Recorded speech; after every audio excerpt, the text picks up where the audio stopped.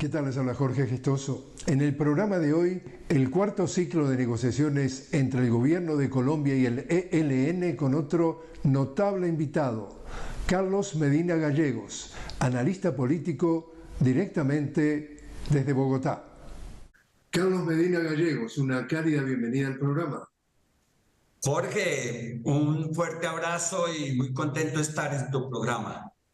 Contentos nosotros de tenerte como invitado. Carlos, cuarto ciclo de negociaciones del ELN, el Ejército de Liberación Nacional, con el gobierno de Gustavo Petro de Colombia, negociaciones que se llevan a cabo en Caracas. No se sabe aún la agenda, se estima que puede haber temas de participación y cese al fuego. ¿Qué anticipas tú que podría ser la temática? Bueno, creo que el proceso con el Ejército de Liberación Nacional que desarrolla el gobierno del presidente Gustavo Petro va por buen camino. Se ha avanzado en los últimos días en la creación del Comité Nacional de Participación y se ha establecido desde el 3 de agosto el cese bilateral al fuego nacional y temporal. Esos dos aspectos son centrales y son tema de este cuarto ciclo de conversaciones en La Habana, en Caracas, que es el tema de la agenda de La Habana, pero están en Caracas. Entonces, yo creo que se va a establecer, como se ha señalado en el comunicado número 15, un seguimiento al proceso de cese bilateral al fuego y al trabajo del Comité Nacional de Participación. Hubo una denuncia de la Fiscalía, y yo repito lo que tratan de proyectar, un supuesto plan de asesinato al jefe del Ministerio Público, la FARC, desestimó, negó eso y dijo que se trata de sabotaje a este proceso. ¿Cómo lees tú eso? Yo creo que la Fiscalía ha tomado una posición muy difícil con respecto al proceso de paz y al gobierno. La Fiscalía viene convirtiéndose fundamentalmente en un agente de inteligencia política para perseguir al gobierno y perseguir este proceso de paz. El señalamiento de que el fiscal puede ser objeto de un atentado por parte del ELN ha sido desmentido por el mismo ELN. Sin embargo, es necesario que se tomen todas las consideraciones frente a una figura de la justicia como el fiscal para salvaguardar su protección y conservación de la mejor manera posible. Pero yo soy escéptico de que este tipo de señalamiento sea asumido como una realidad por parte del Ejército de Liberación Nacional en un momento en que avanza un proceso de paz, están en cese bilateral al fuego y las hostilidades y están impulsando la participación de la sociedad civil. No creo posible ese tipo de amenazas ni de atentados. Precisamente tú decías que a partir del 3 de agosto se implementó este cese al fuego bilateral por 6 meses. ¿Hasta ahora o hay señales de que esto se podrá respetar?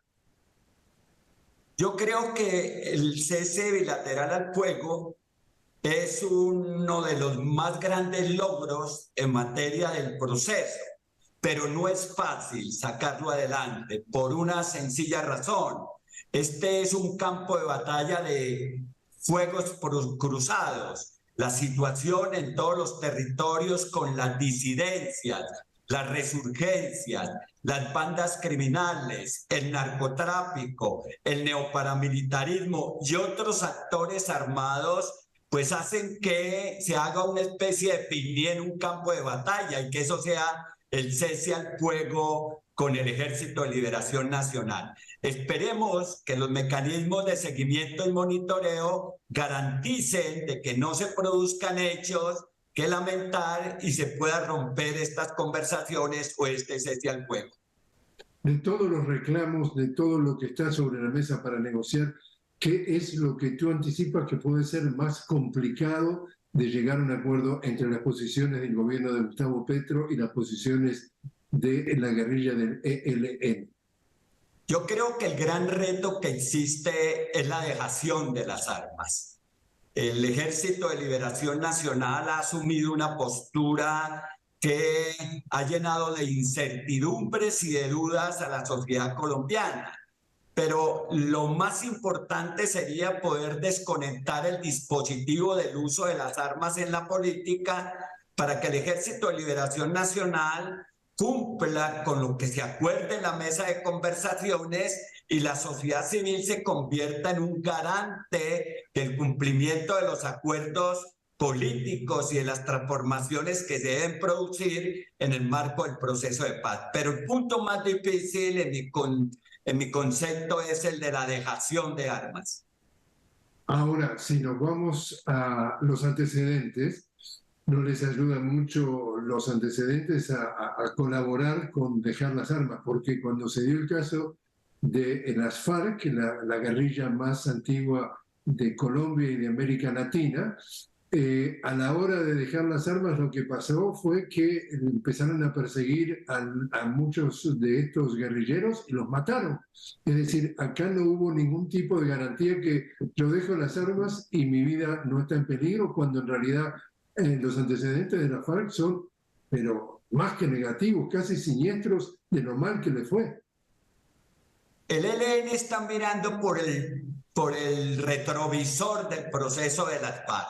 ¿Y qué es lo que está viendo? Lo que está viendo es que están asesinando a los firmantes de paz. Esto es un mal precedente. 357 personas de las FARC han sido asesinados en distintas partes del territorio. Eso genera desconfianza por parte de las organizaciones armadas. Por eso es muy importante que el gobierno nacional y la sociedad en su conjunto le ofrezcan al ELN todas las garantías para que se construyan las confianzas y seguridades de que una vez que hayan dejado las armas no los van a asesinar, como está ocurriendo con los firmantes de paz de las FARC. En el caso de la Argentina, por ejemplo, la vicepresidenta Cristina Kirchner, hablando de que los líderes progresistas llegan al gobierno pero no llegan al poder, ella decía, en realidad uno siendo progresista, cuando llega al poder tiene al gobierno, maneja el 30% del poder, el resto está en las manos, digamos, de las grandes capitales, de las grandes corporaciones internacionales, el mundo financiero. Después lo redujo y dijo, ni siquiera el 30, es entre el 18 y 20.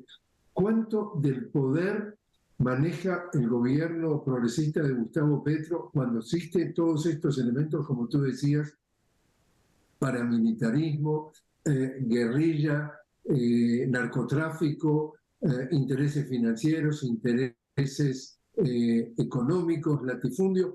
¿Cuánto poder en realidad tiene Gustavo Petro para negociar y cuánto poder controla dentro de Colombia? A ver, Jorge, mira, lo primero que hay que decir es que este es un gobierno sin Estado. ¿Qué quiere decir? Que el presidente Gustavo Petro tiene el gobierno, pero el Estado lo tiene la oposición y lo tiene la derecha. Tienen los tribunales, tienen la Fiscalía, tienen la Contraloría, tienen la Procuraduría General de la Nación, tienen una gran parte del Congreso de la República. Entonces existen unas grandes dificultades para poder convertir este gobierno en un gobierno de transformaciones y cambios necesarios. Pero además tienen en contra los grandes medios de comunicación y tienen en contra sectores empresariales que han usufructuado durante años los presupuestos públicos y que han llenado la economía colombiana de prácticas de corrupción y de delincuencia económica que pues se ha demostrado plenamente no solamente en los tribunales nacionales, sino en los tribunales internacionales, como acaba de ser sancionado en los tribunales norteamericanos el Grupo Aval con $60 millones por prácticas de corrupción en la administración de los presupuestos públicos. Entonces es un gobierno sin Estado, con grandes dificultades, haciendo grandes esfuerzos que esperemos pueda sacar adelante algún tipo de reformas básicas en términos de las propuestas que se ha hecho.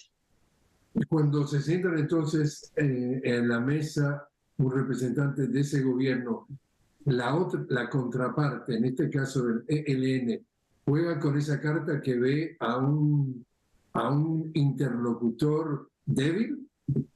Sí, indiscutiblemente el ELN lo ha hecho explícito. Considera que el gobierno no tiene las fortalezas suficientes como para poderse hacer responsable de acuerdos necesarios y urgentes para la paz. Sin embargo, yo creo que le han hecho una apuesta a este gobierno de Gustavo Petro, que es un gobierno progresista, para poder transitar un camino importante en la consolidación de un proceso que se ha negado con el ELN a lo largo de más de 30 años. Ojalá los acuerdos que se saquen adelante por parte de la sociedad civil puedan comenzar a implementarse, porque esa es la propuesta del ELN. Todo lo acordado no debe ser implementado inmediatamente para que se puedan hacer cambios en los territorios. Carlos, te invito a hacer una pequeña pausa. Estamos hablando con Carlos Medina Gallegos, directamente desde Bogotá. Carlos, analista político, sobre el nuevo ciclo de conversaciones entre los representantes del gobierno de Gustavo Petro y el ELN que se están llevando a cabo en Caracas, Venezuela. Ya regresamos.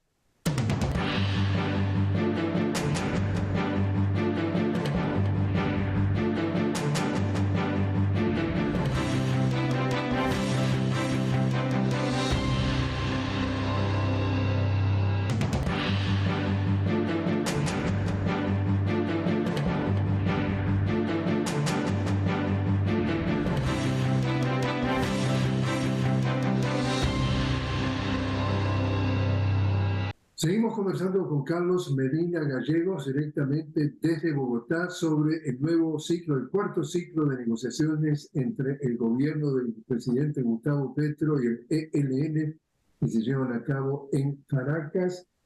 Carlos, sorprendido porque el primer reinicio, digamos así, de las conversaciones con el ELN fue en La Habana, Cuba, y a propósito de eso, el gobierno de los Estados Unidos declaró a Cuba un Estado que patrocina el terrorismo. ¿Te sorprende eso?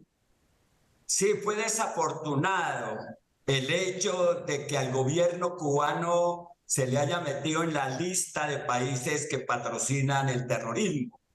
Pero ese es un comportamiento irrespetuoso, en mi concepto, e irresponsable del gobierno anterior de Colombia, del gobierno del presidente Iván Duque Márquez y de todo ese sector de la extrema derecha nuestra, que ha generado todo lo que está a su alcance para desconocer los esfuerzos que ha hecho Cuba en la construcción de la paz de Colombia. Cuba lleva más de 30 años apostándole al proceso de paz de Colombia, y el gobierno de derecha de Iván Duque Márquez, que representa el uribismo en nuestro país, ha sindicado a Cuba como agente del terrorismo. Eso me parece que es lamentable. Ha sido saboteado todo este proceso, o sea, el anterior, el de las FARC, y está siendo saboteado con el ELN. El proceso con las FARC se hizo una simulación de implementación durante ese gobierno.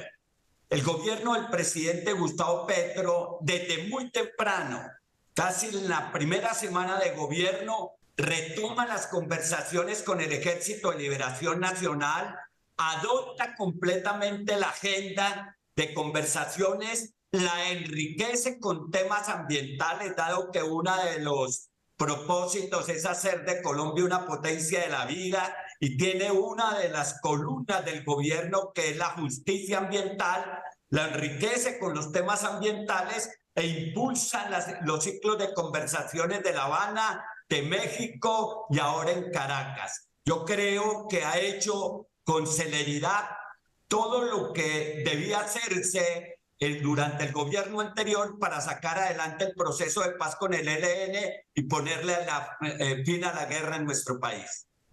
El presidente Petro, en campaña, cuando era el candidato, Petro promovía entonces lo que llamaba la paz total en Colombia si llegaba a la presidencia.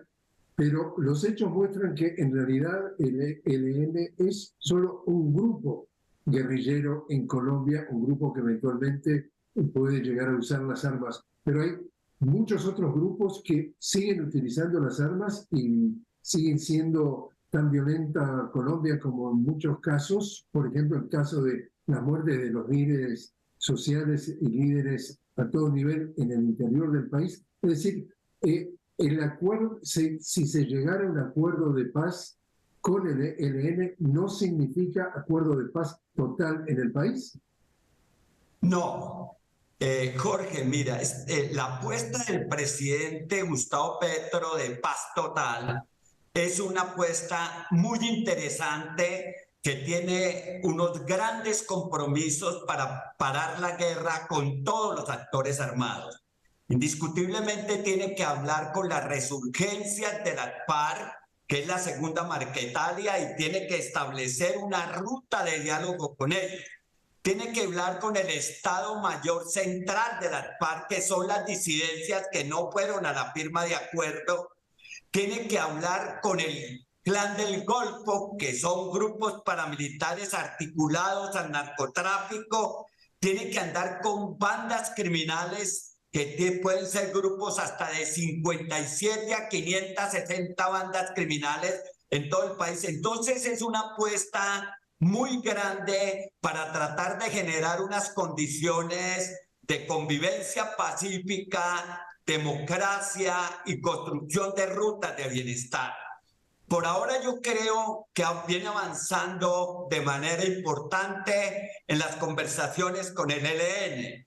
Ha construido una comisión del gobierno para que hable con el Estado Mayor Central de la FARC y tiene los contactos y comunicaciones para hablar con las resurgencias de la FARC de la segunda Marquetalia. Tiene contactos también y está haciendo diligencias para hablar con el Clan del Golfo, que son los grupos paramilitares, y ha nombrado a Mancuso, que era un jefe del paramilitarismo, como gestor de paz. Hoy salió la resolución en que lo nombra como gestor de paz para tratar de ayudar a impulsar los procesos con estos grupos. Si bien es una apuesta difícil, que puede tener un inmenso costo político, es una apuesta muy importante para poder construir la paz en Colombia. ¿Dónde está en todo esto, o dónde están en todo esto los expresidentes Álvaro Uribe e Iván Duque?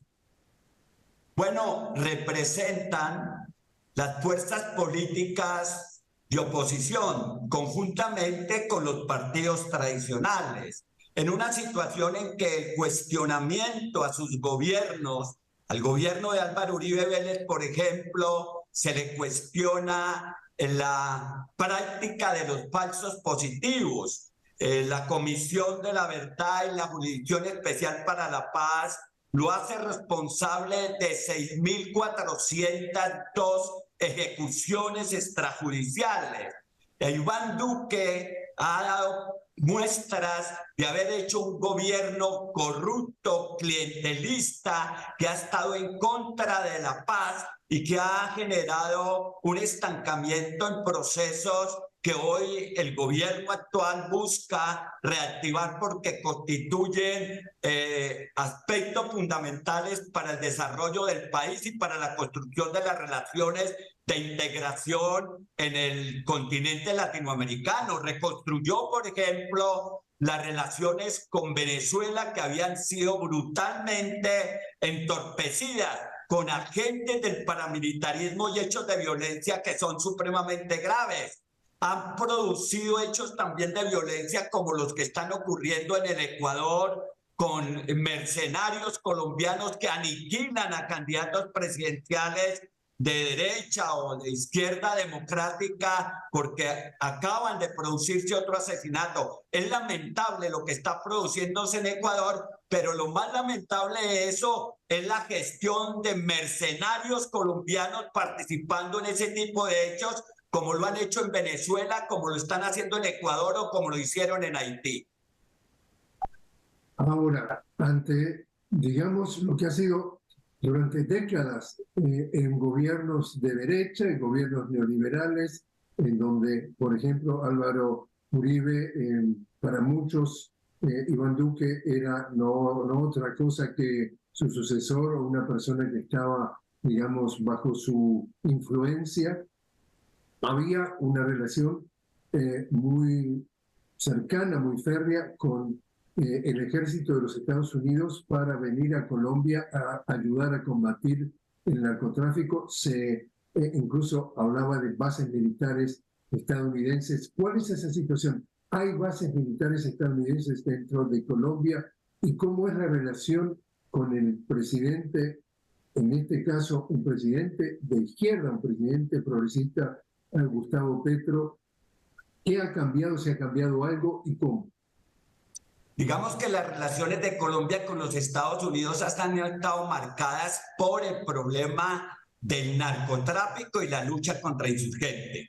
La doctrina de la seguridad nacional, las políticas de seguridad norteamericanas que migraron del enemigo interior a la lucha contra el terrorismo han sido aplicadas en Colombia de manera obediente y el gobierno colombiano y las fuerzas militares se han subordinado a esas políticas. En el actual gobierno, las relaciones que ha buscado establecer el presidente de Colombia con el gobierno norteamericano son unas relaciones respetuosas, son unas relaciones de armonía y son unas relaciones dirigidas a combatir de una nueva forma el fenómeno del narcotráfico, superando la fallida guerra contra las drogas que la política norteamericana impulsado y que lo único que ha dejado son muertos y tragedia en los territorios. Entonces hay una nueva estrategia que impulsa este gobierno, que el gobierno de los Estados Unidos ha tomado en consideración, y por ahora las relaciones entre Estados Unidos y el gobierno del presidente Gustavo Petro son unas relaciones respetuosas, autónomas e independientes. Tú hablabas de que Gustavo Petro, un presidente progresista, es un presidente que llegó al gobierno, pero sin un Estado detrás de él, y tú listabas quiénes son quienes están en control del Estado. Ya durante su primer año de gobierno se ha repetido más de una denuncia que afirman que desde su inicio le están tratando de dar un golpe de Estado. ¿Cuál es tu reacción? Sí, se viene señalando de que la derecha ha ido preparando un golpe de Estado blando y que para eso ha utilizado todas las estrategias que se pueden utilizar a través de la institucionalidad del Estado que está capturada por la derecha. Entre ellas la Fiscalía General de la Nación. La Fiscalía General de la Nación cometió un hecho sin precedentes en la historia del país, que fue haber allanado la casa presidencial en un caso de justicia penal menor. Usted no allana la casa presidencial para resolver un caso de justicia menor.